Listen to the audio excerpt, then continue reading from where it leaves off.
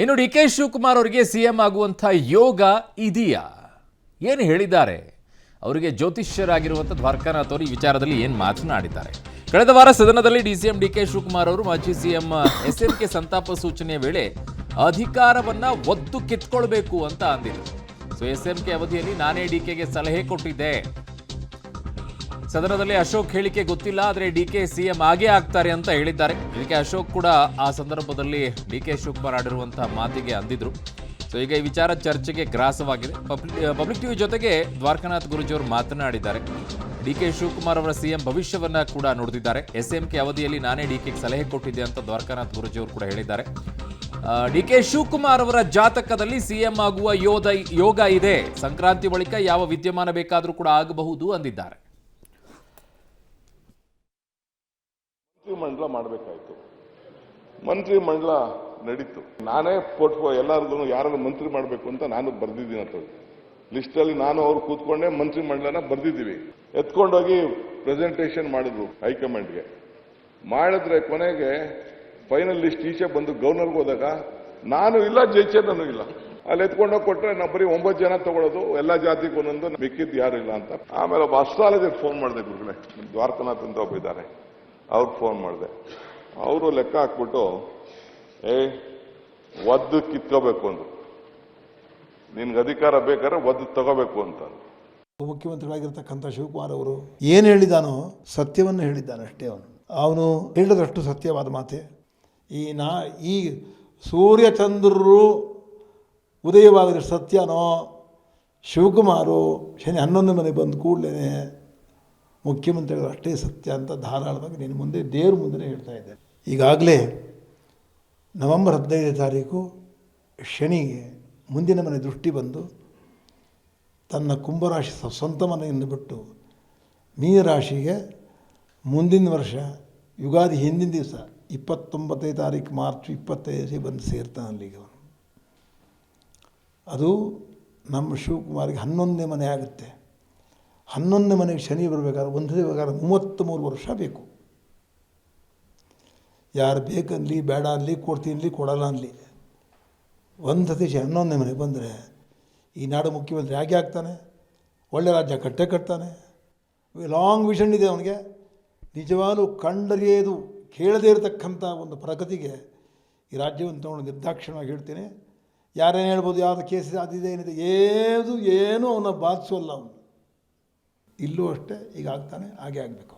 ಅವ್ನಿಗೆ ಹೇಳ್ದಲೆ ನಿಮ್ಗೆ ಹೇಗೆ ಹೇಳೋಕ್ಕಾಗುತ್ತೆ?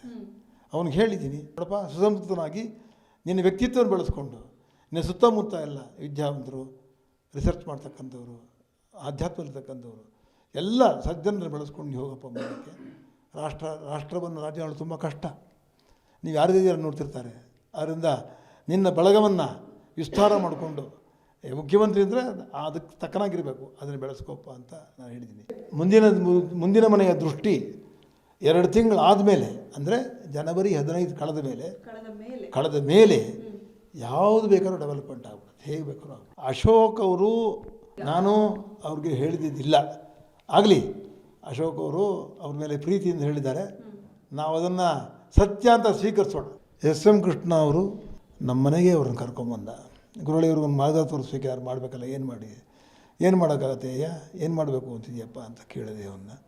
ಇಲ್ಲ, ಮತ್ತು ರಾಜಕಾರಣ ತರಬೇಕು. ಅವರು ಕೃಷ್ಣ ಅವ್ರನ್ನ ಮುಖ್ಯಮಂತ್ರಿ ಮಾಡಿ ಅವ್ರಿಗೊಂದು ಪುನರ್ಜೀವನ ಕೊಟ್ಟು, ಮರುಜೀವ ಕೊಟ್ಟು ಕೃಷ್ಣ ಅವ್ರನ್ನ ಬೆಳಗ್ಗೆ ಕಂದಿದ್ದು ಪೂರ್ತಿ ಕೀರ್ತಿ ನನ್ನ ಶಿಷ್ಯ ಡಿ ಕೆ ಶಿವಕುಮಾರ್ಗೆ ಹೋಗಬೇಕು. ಅದ್ರಲ್ಲಿ ಯಾರ ಪಾತ್ರವೂ ಇಲ್ಲ. ನನ್ನ ಹೆಸರಿಲ್ಲ ಗುರುಗಳೇ ಅಂತಂದ. ನಿನ್ನ ಹೆಸರಿಲ್ಲ, ನಿನ್ನ ಹೆಸರು ಬಿಟ್ಟು ಕರ್ನಾಟಕದಲ್ಲಿ ಮಂತ್ರಿಮಂಡಲ ಹೆಂಗೆ ಸ್ಥಾಪನೆ ಆಗುತ್ತಯ್ಯ? ನೀವಿದ್ರೆ ಮಂತ್ರಿಮಂಡಲ, ಮಂತ್ರಿನೂ ಇಲ್ಲ, ಮಂಡಲವೂ ಇಲ್ಲ ಅಂತಂದೆ. ಏನು ಮಾಡಲಿ ಅಂತಂದ. ಎಷ್ಟು ಗಂಟೆ ನೋಡು, ಯಾರೇ ಬರೋಕ್ಕೆ ಮುಂಚೆ ಬೆಳಗಾಗದ್ದು ಹೋಗು, ಮಲಗಿರ್ತಾರೆ, ಬಾಗಿಲು ಒದಿ, ಬಾಲ್ ತೆಗಿತಾರೆ, ತಕ್ಷಣ ಹೇಳು ನಾನು ಬಿಟ್ಟು ನಿಮ್ಮ ಮಂತ್ರಿಮಂಡಲ ಇಲ್ಲ ಅಂತ ಹೇಳು. ನಿನ್ನ ಜಾತಕ ಚೆನ್ನಾಗಿದೆ, ಈಗ ನೀ ಮಂತ್ರಿ ಆಗೋ ಸಮಯ.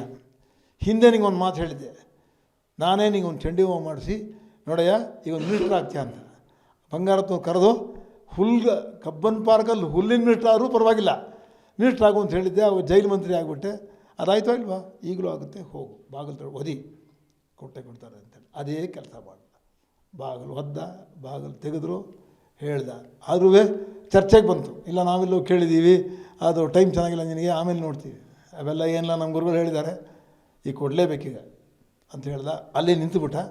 ಅವ್ರನ್ನ ಬಿಡೋಕ್ಕಾಗಲಿಲ್ಲ. ಅವರು ಹೈಕಮಾಂಡ್ ಮೇಲೆ ಏನೋ ಹೇಳಿದ್ರು, ಆಗುತ್ತೋ ಇಲ್ವೋ ಏನೋ ಅಂತ. ಅದೆಲ್ಲ ಏನಿಲ್ಲ, ನಮ್ಮ ಗುರುಗಳು ಹೇಳಿದ್ದಾರೆ ಆಗುತ್ತೆ ಅಂತ, ಆಗಲೇಬೇಕು ಅಂತ ಹಠ ಹಿಡಿದು ಅಲ್ಲೇ ನಿಂತು ಬಾಗಿಲನ್ನು ಒದ್ದು ಕೃಷ್ಣವ್ರಿಗೂ ಹೇಳಿ, ಅದೇನು ನೋಡಿ ದೇವರ ಕೃಪೆ, ಇಡೀ ಮಂತ್ರಿಮಂಡಲ ಅದನ್ನು ನನ್ನ ಸಂಪರ್ಕದಲ್ಲಿ ಇದ್ದುಕೊಂಡು ಕೃಷ್ಣ ಅವ್ರ ಸಂಪುಟ ಪೂರ್ತಿ ಅವನೇ ಮಾಡಿದ್ರು. ಕೃಷ್ಣ ಪರಮಾತ್ಮ ಭಗವದ್ಗೀತೆಯಲ್ಲೇ ಹೇಳಿದ್ದಾರೆ, ನಿಮ್ಮ ಪ್ರಯತ್ನ ಮಾಡದೇ ಇದ್ದರೆ ಏನೂ ಸಿಗಲ್ಲ ಅಂತೇಳಿ. ಅಲ್ಲಿ ಡಿ ಕೆ ಶಿವಕುಮಾರ್ ಅವ್ರು ಪ್ರಯತ್ನ ಪಟ್ಟಿದ್ದಿದ್ರೆ ಆಗ್ತಿತ್ತ? ಜ್ಯೋತಿಷಿಗಳೇನೋ ಹೇಳಿರ್ಬೋದು ದ್ವಾರಕಾನಾಥ್ ಅವರು, ಹೋಗ್ಬಿಟ್ಟು ಮನೆ ಬಾಗಿಲು ಒದ್ದಿರಲಿಲ್ಲ ಅಂದರೆ ಮಂತ್ರಿ ಆಗ್ತಿದ್ರ. ಹಾಗಾಗಿ ನಿನ್ನ ಪ್ರಯತ್ನವನ್ನು ನೀನು ಮಾಡು, ಫಲ ನಾನು ಕೊಡ್ತೀನಿ ಅಂತ ಅವತ್ತೇ ಹೇಳಿದ್ದಾರೆ. ಅದನ್ನು ಅರ್ಥ ಮಾಡ್ಕೊಳ್ಬೇಕಷ್ಟೇ, ಸಿಂಪಲ್ ವೈನ್.